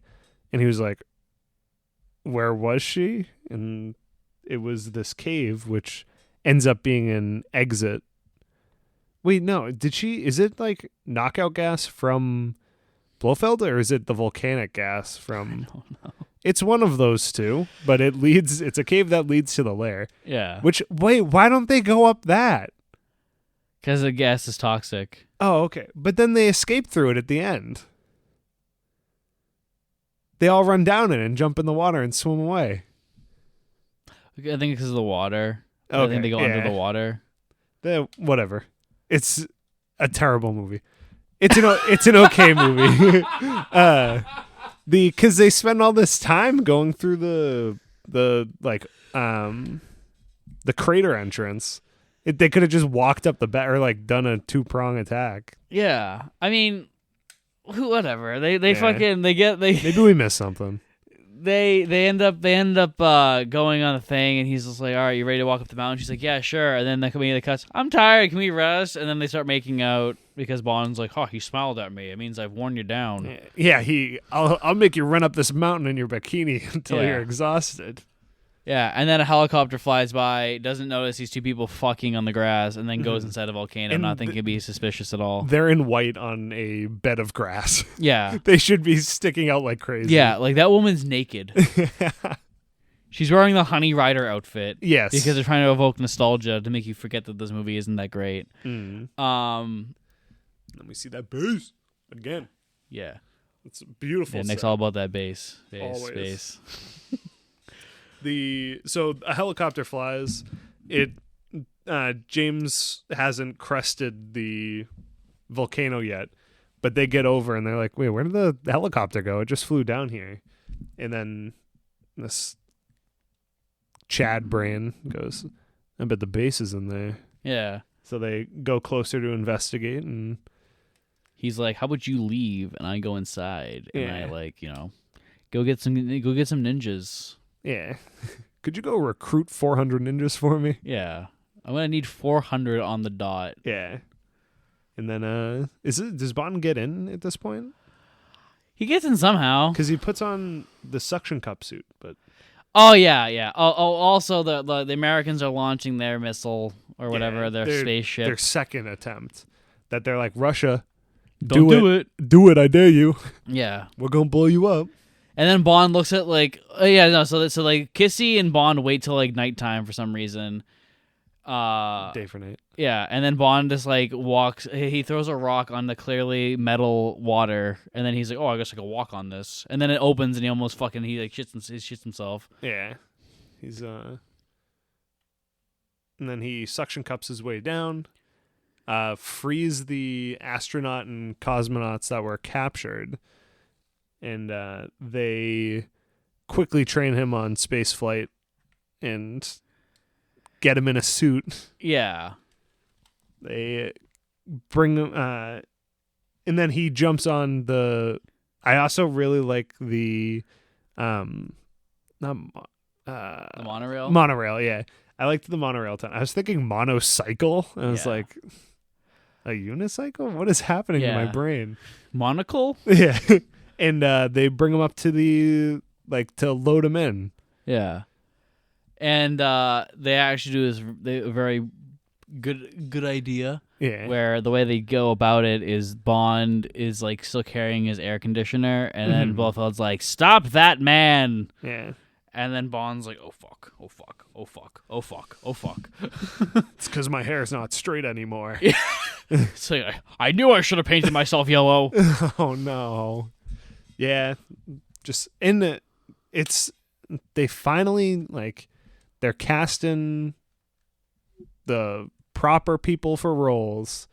And I was like, we're in Tokyo. I was like, oh my God, there's no white extras in Yellowface.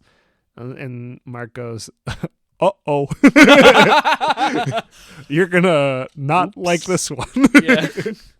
They get all the... Yeah, you haven't really talked about your thoughts on it. Yeah, I think I applaud them for having the cast actually be Asian folks that were cast in it and not Dr. No. But Bond getting put in Yellowface was so dumb. And like Mark was talking about, that plot line just doesn't even amount to anything. So why even have it in there?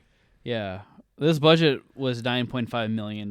So if they didn't cast actual Yeah. Asian actors, it probably would have been unjustifiable. Oh, totally. I like that the Blofeld thing that was like, get him here right now, and then they take off that mask and he's like, Mr. Bond, I heard you died, and he's just like, oh. Hee hee. And then he's like, he only lived twice, Mr. Bond. Mm. Now we That's can the name talk of the movie. now we can talk about Blofeld. Blofeld's awesome. Yeah, I think I wasn't picturing him when I was trying to think of what he was going to look like. from the other movies where you can just see shoulders down. I'm like, what's this old guy gonna look like? And then He looks like Dr. Evil. yeah. I really wish I'd never seen Austin Power before these. Yeah. But I think the scar actually looks really good on his eye. Oh, yeah. And his acting is phenomenal. Oh, of course. Fucking Donald Pleasance, dude. Yeah, I was sitting there and I was like, Mark, who is it? I was like, I can't put the name to it, but I know this man. Yeah, it's like, that's Dr. Loomis. Yep. And the second he said that, it clicked, and I was like, Yeah. He was also in The Great Escape. that's another one that it's on my pile of movies that are just waiting to be watched. Yeah. That I've purchased because Yeah. it was on Criterion. He's also in Cul-de-sac. And Wake and Fright. Nice. And Look Back in And- Anger. And Halloween. And Halloween. Yeah. And Halloween 2. Halloween 4. Yeah. 5. And 6. And technically, he's in the newest one too. Just not his living body, but Yeah. a CG of him. Yeah. My issue with this, though, is I think that because his performance is so good, but also the character sucks. Yeah. Yeah, I think, I didn't really think about that much, but he kind of just like runs away. He did like, Yeah. he doesn't build fear in me. Like, He to- does at first. That moment when he's first talking to Bond, he doesn't Yeah. blink at all. He has No, like the Hannibal Lecter-esque shit. everything up until when stuff stops going his way.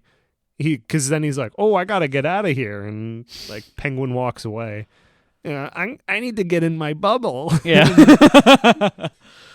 And, like, I feel like how they were building him up was more like cold blooded than to just run away, but would actually like fight Yeah. instead of just like no name henchman. Go. Get 'em. Yeah. Kill Bond now. Yeah. Which is also like, well, why did you just fucking kill him? Why did you just kill him right here? Plot armor. And yeah, I just think like his character. I think you see him way too late into the film. I get what they're doing. Well, like, yeah, maybe would you have liked if they showed him when he kills 11? Yeah. Okay. I was trying to think of like organic places to maybe after he kills her, like slow pan up. Yeah. But I also get what they're trying to do, where it's like the idea that like Bond sees him for the first time. When we do. Yeah. Like we all see him for the first time. Mm-hmm. But also like, I don't know. The way the next one uses Blowfields is a lot better in my opinion. I can't wait. It's funny because I feel like the what you envision him to look like is what he looks like in the next one. Okay. I'm excited. Yeah. And then, so, Bond uses my favorite gadget in the movie, which is a cigarette with a little rocket bullet in it. And he's like, oh, well, Blofeld's like, you should watch this. It's going to be the last movie you watch because the ninjas are invading the volcano, which is a great sentence. And he's like, if I'm going to have to watch TV, can I have a smoke? Yeah, and because Blofeld has machine guns all over the crater, so they start lighting up the invading ninjas. And Bond's like, hey, could I have a smoke while I watch all my friends die? And he does give him a smoke, which seems stupid. Yeah. And it happens to be the rocket-propelled bullet in a cigarette, and he shoots the guy who controls the crater door so that the ninjas can rappel down. Mm-hmm. And it looks pretty cool. Yeah, and then we have an amazing action sequence, and Blofeld kills the Japanese henchman that we all forgot about. Yes. And then he brings Bond into another room, and then he gets into a bubble. He's like, all right, now it's time to shoot you, Bond. And then Taka throws a ninja star at him, and it hits his hand and shoots away.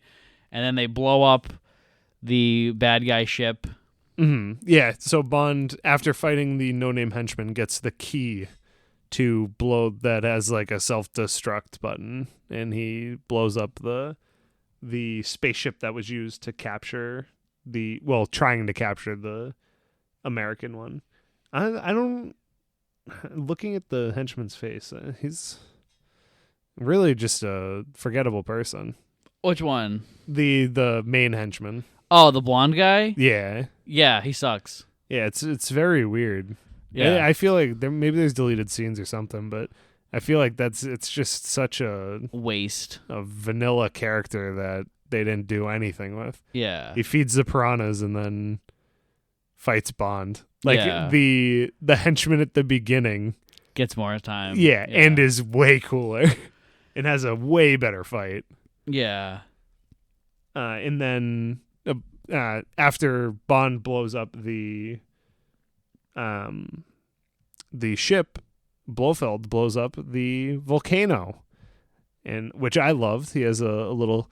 There's a lot of hidden rock compartments where he like pushes on a rock and it opens, and he puts his key in and pulls down a lever, and then it starts blowing up all the secret lair. I feel like the direction on this movie is so good, you know, and Connery's obviously great and all that stuff, but it's like the writing is just letting this movie down so hard, and it's like embarrassing, especially because of how good the other films are. Yeah, and how good the set is too. And it's how good it's just like that's always like the thing about like a bad or not a bad. This isn't a bad movie. Yeah. This is like it's an all right movie. And that's like when I think of a bad movie, it is something that I will never watch again, or I would have turned off if I was just watching it and I was like, well, this is just garbage. Like I'm not gonna waste the time. Like this is like I'll probably watch this again even just to watch the last 15-20 where they're fighting in the secret lair. Yeah. I this isn't even close to the worst Bond. Yeah. You know, like I can think of like 5 more that are worse. Yeah. And it like I think the good things I like in this make up for the bad things to make it all right. Like it could have been so much worse. Anyway, Blofeld gets away, Bond and everybody get away, and then they end up on the rafts again. Yep. Bond and Kissy-Suki start making out, and then we find out, they're on a submarine. And the submarine is M1. It's M submarine, and M's like, go tell Bond to go and come report. She's like, with pleasure. Yeah. It's like, ha ha ha, keep that sexual tension going. Oh, yeah, gotta. And that is... You only live twice. And then we're told James Bond will return in a much better movie. Yeah. On Her Majesty's Secret Service. Mm-hmm. Do you want to quickly go through the star rating stuff? Yeah, of course. We have. It's our thing. I'm not rushing. And there's nothing to talk about at the end. Yeah. It does wrap itself up neatly. Yeah. So, first things, intro, which, great song. I think the opening intro visuals, sucks. Yeah, it's got umbrellas, which I think looked cool. I don't think there's not a lot of it's like the traditional like Japanese umbrella. I don't think there's a lot of them in the movie though. Not at all. Yeah, so not at all. Boring. I thought intro was our pre-credit sequence. Pre-credit sequence is a fat one. Yeah, that's terrible. I just have it as intro, so it was probably a loop-in of all of it, which I think is all not great. All right, the song's all right. The song is what gives. All right, 1.5. Yeah, because you get the kill of the Bond, half a star for the song. Everything else can suck a dick. Yeah, because I really liked the killing Bond stuff, even though it ruined Skyfall.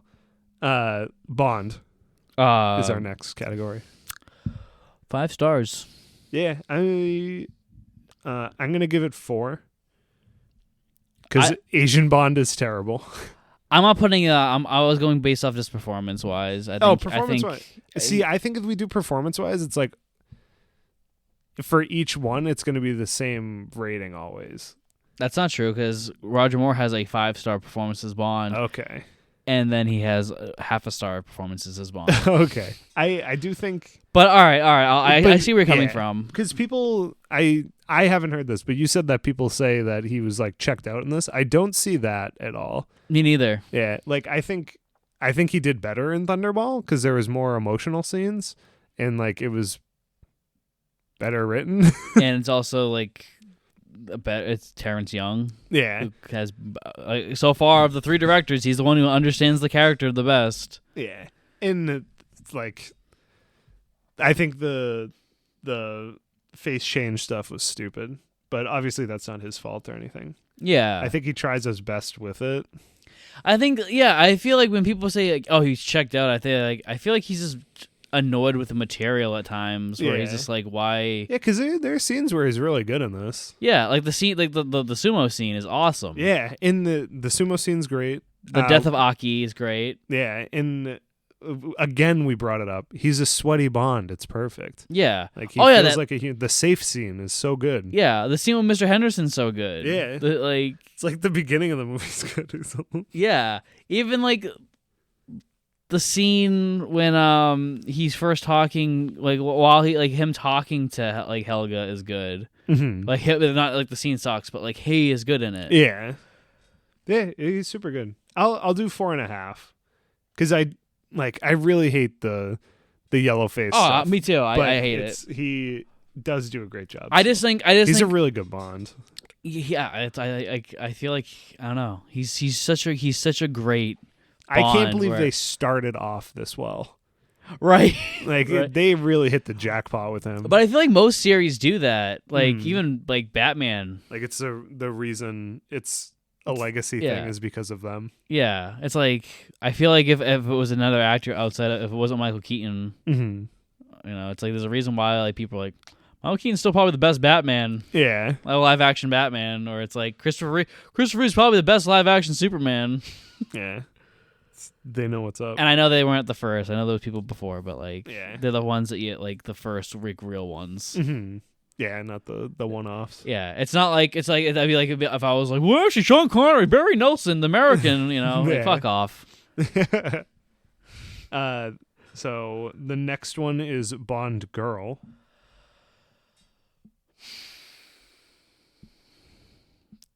Two. Um, I'm being very generous. yeah, I'll probably go 2 also I'm because only- I don't think it's.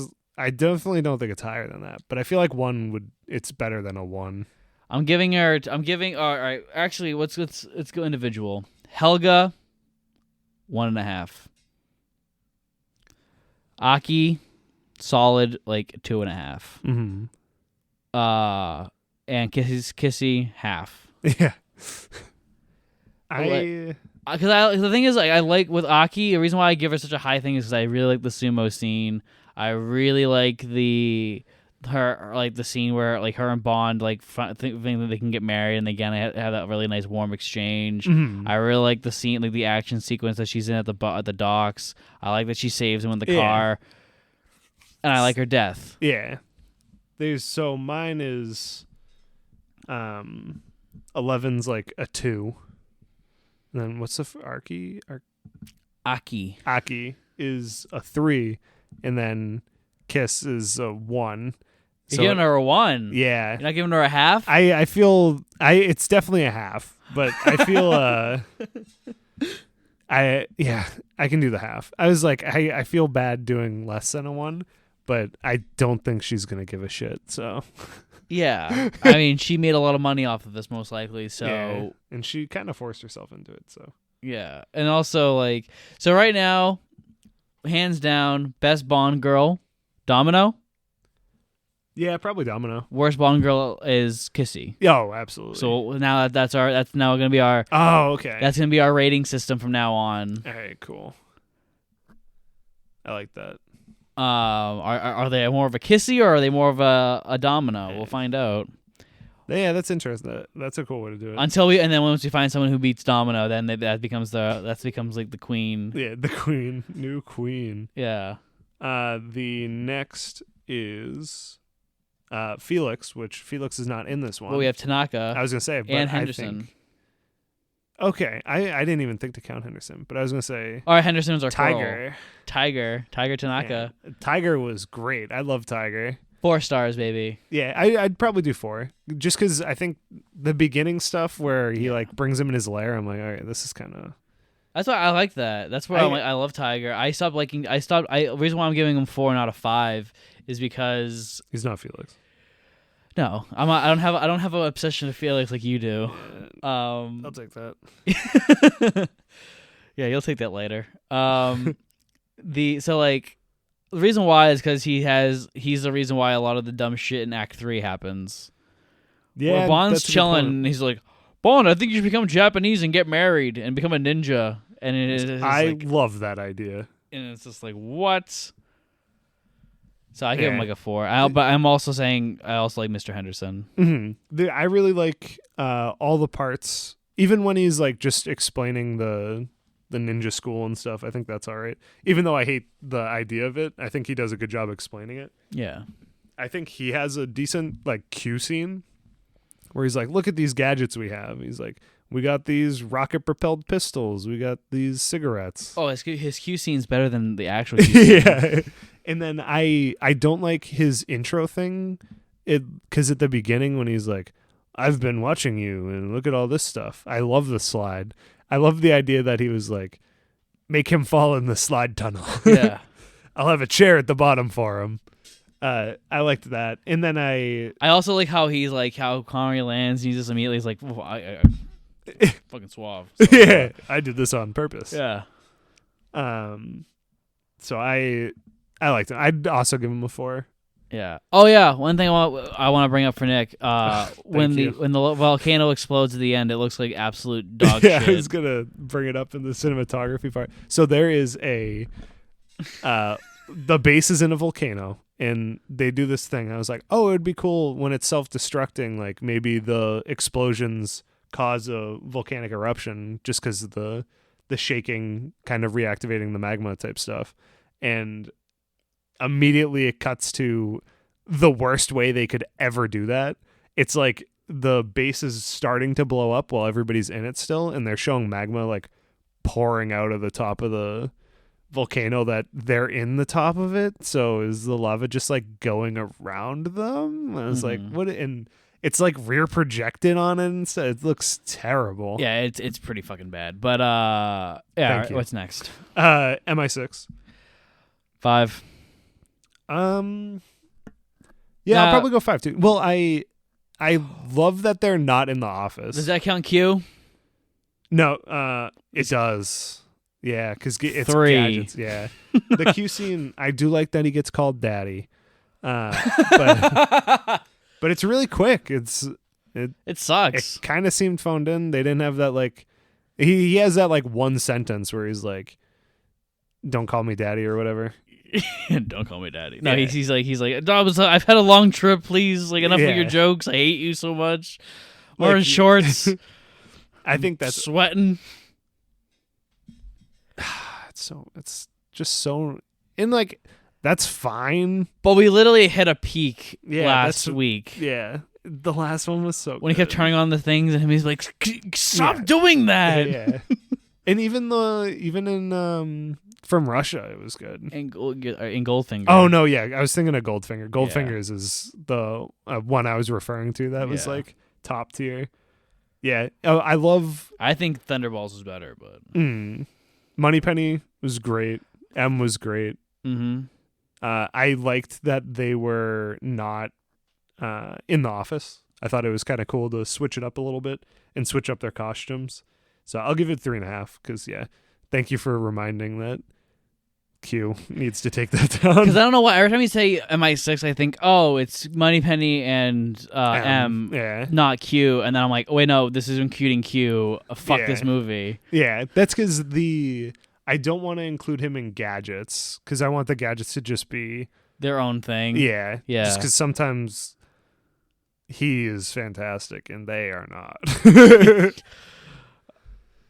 Yeah. Well, he's always fantastic. Yeah. It's just... Oh, he's so good. I'm so glad he sticks around. Yeah. The next one is Villain, which we would do as Blowfield. 4 or 3.5. Yeah. See, I'd probably go 3.5 because I think his ending stuff is pretty lame. I think performance-wise, he's like a 4. But I think, and also design-wise, he's a 5. Oh yeah, the best designed villain so far. Yeah, the buildup of him having the cat in the movies past, and I'm sorry, but the movie just restarted, so we're on the title screen, and the first thing it shows is Blowfield's face. Yeah, it's just terrible. Yeah, I'm glad I wasn't paying attention when we started the movie. Well, I always start the movie before you get here, so when I hit play, it just starts. his character, like the scar on his face looks sick. I like you mentioned, his voice changing to a more British dude is kind of disappointing, but obviously it's well acted. I think he ends up being weak, which they might have been going for making it look like, oh, this big tough guy is Actually, a fucking dork. yeah, but I'm like, I want him to be a big tough guy, so 3.5. Then henchman, which we can count 1. really. Yeah. What about that first guy, dude? That first guy was so good. What about that first guy? This is say why that it's the again. one. that first guy, I loved. If it was just him, I'd give him like a 3. Yeah. The But it was blonde dude It was is Helga, terrible. the Japanese guy, and the fucking the blonde guy. Yeah. They all had like one scene purposes each time. I hate when you convince me that things are worse than they are, because I go, oh yeah, they really are. And then your letterbox reviews betray me. Oh no, that one was different. The stars are still all the same on it. Just wait till there's worse movies in the. Okay, so to get into letterbox, check out our letterbox lists. I need to in my head make it so that we're ranking them 1 through, was it 27 or whatever? 25. 25.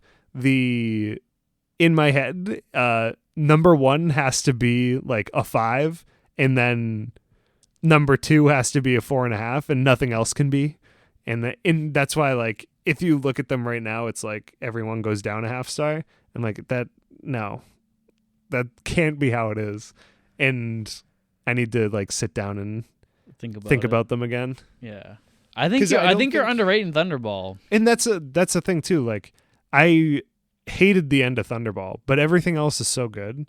And I think, like, I was like, man, I was really let down by that ending. And I was like, low score. Yeah. So I honestly, I might rewatch them again after this, once I have like the full understanding of all of them. And that's one thing that stinks, like, especially having like you and Ryan. I'll be like, oh, I have no idea what they're comparing things to. I'm like, this was top tier. I'm like, oh boy, Yeah. I'm gonna see some terrible movies. But so I think once we're done with it too, I think I'll have a more comprehensive list or whatever. Yeah. I think my list will probably be accurate. Yeah. It'll be like the ratings is what I have to like actually think more about. Yeah. I mean, the thing is like we're about to hit the peak. Yeah. We're about to hit the gold standard. Yeah. And then we're going to hit the dark time immediately after, which is like beautiful. If only they were short. Yeah. The next one's Story. Story 2. Yeah, I was gonna say I liked the idea of the Secret Lair type stuff. I also like the idea of like a spaceship that swallows other spaceships, and like the idea of like them playing both sides against one another, Yeah. and either of them knowing which one's who it is. Yeah, I like that. and especially they definitely would have been like, no evidence that was the Russians. Yeah. There's no way this would be anyone else. Literally, the story is fantastic, and it's really well paced and really well told and really well directed until the fucking little Nelly happens. Yeah. Little Nelly really throws it for a loop. And then like even the ninjas, like, I think is kind of a cool idea, but it like making him a ninja is so dumb. Yeah. Like once the second act happens, the movie starts to fall apart, and then the third act happens, and we're like, "Oh Jesus, it's fucking we're nosediving." Yeah, but it's a good action scene at the end. Yeah, I'll take the action scene. Cinematography is the next one. 5. Oh, see, Or I wouldn't say. All right, not 5. yeah, 4.5 though. yeah. 'Cause, I'm like, probably gonna go 4. the lighting in this is spectacular. But it's sometimes like the grip kicks are light and. I'm not blaming that on the cinematography. Yeah, I'm you're not right, blaming the reprojection, because that was something that the editor had to fucking do. I hate to blame my boy Peter Hunt, yeah, but I'm blaming my boy Peter Hunt here. I feel like that was him being like, this guy doesn't know what he's doing. Maybe I should direct the next one. What do you guys think? I'm just throwing out some ideas. Maybe I should direct the next movie. I know you hate it. I throw editing in with it like I did Yeah, last I know. time. Because 2 of the rear projections are terrible. The other ones were fine. I think all the rear projections are terrible. I didn't mind a couple of them, like when the car is magnetized and floating away. Yeah, I thought that one was all right. I think it's because it's shaking. Yeah, it's oh my god, if they could just always do that and Yeah. have like the rear projection shake Yeah. with the vehicle or something. Yeah, when you were saying I like some of them, I just thought of like hell, like number 11 hanging, like clearly being reprojected with the fucking plane going back. Yeah, that one's awful. And then the volcano's terrible. Yeah, A lot of the camera work in the lair is awesome. Mhm. The Well, yeah, like I trying to said, it's think. Freddie Young, the man made shot Lawrence of Arabia and Dr. Yeah. Zhivago. The guy's fucking awesome. yeah, it's super good. Yeah, and Louis Gilbert directed Alfie, which is I don't know if you, nobody Alf? nobody other than me has seen Alfie, but Alfie's a really good fucking movie. I won't watch it, I promise. It's Michael Caine in the '60s. He plays like a disgusting sex addict. Oh, maybe I'll check it out. Yeah. Mark has a awesome taste in movies. Thank you. Check out my letterbox. Please do. Where I gave actually. Max Keeble a 5-star rating. Max Keeble's big move. Gadgets is the next one. 1. So I am doing a 2 just because of the cigarette bullet thing, because I really liked that. That's why I'm giving it a 1. I love. We always have these. I'll be like, it's better than you think, and you're like, no, I know that was good. That's why it's so low. It's because that's the only good one. Like the lock thing was okay. And then that I was like, why do you have that on you already? But okay, Yeah, maybe and he like, knew there'd be a save. which is funny because they literally bring the lock thing back in the next movie, and it's Oh. done in such a better and more clever way. Oh, cool. And then, obviously, I don't know if anyone can tell, but I fucking hate the little Nelly. Yeah, that's bad. Yeah, I absolutely hate it, and it really angers me, and I don't know why. I don't know why. Oh, it's wait a in the minute. movie. Peter Hunt didn't edit this movie. It just said Peter Hunt. Yeah, he's the second. Hold on, let me rewind that. I want to make sure I'm reading this right because I Roll don't it want to back. misquote the man. It was on the left. Yeah, he's second. Oh, so he was second unit director and supervising. supervising editor. So he didn't edit everything. Well, he did the good stuff, and then whoever did the bad stuff did Yeah. the bad stuff. I mean, he second unit director. That's not the fucking. No, it's awesome. Yeah, it's awesome, and I mean, it got him the job. Yeah, and I'm excited to see his work. The last category is car, which there was no Aston Martin, but we had a couple cars. I'd probably say A1 because I don't remember them. I would say 2 because I think what's the first? Not Kiss. Aki. Aki. Aki's good. I said her name like 100 times. Yeah, and I needed like 400 to remember it. You're lucky I remember Quarrel, and that was 4 movies ago. That was 5 movies ago. I want to give you a test.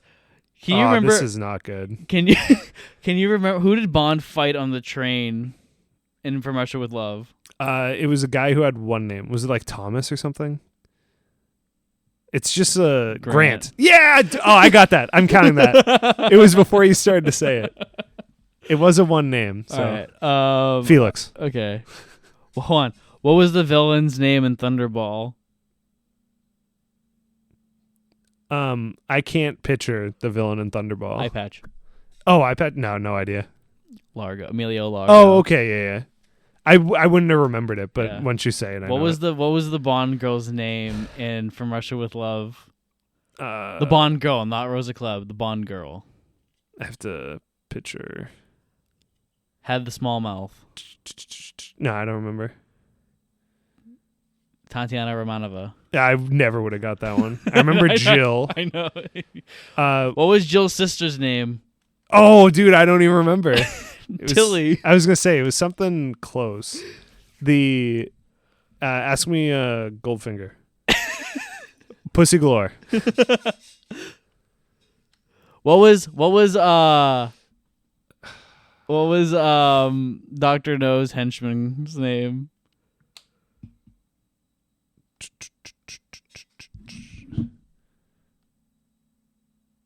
I can't even picture him. The one he shot in cold blood. Nah, I don't remember. Are you looking it up? Yeah. I actually I forgot to. I know Odd Job. He's Professor Dent. Oh, yeah. Actually, okay.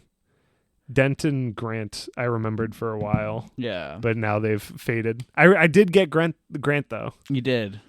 Dent is gone. Yeah. I can't even picture Dent anymore. And the Bond girls, I just always forget their names. I don't know what it is. What was Bond's ally's name in From Russia with Love? I have to picture them. He was the one who got killed on the train. He's like, I've had a very eventful life. I have all my sons. Oh, I can't remember his name. I have all my sons is the perfect last line. I don't remember. Karen Bay. Okay. Bay. And there you'll like listening to these. I am like, this is a problem. I'm bad with dates and names.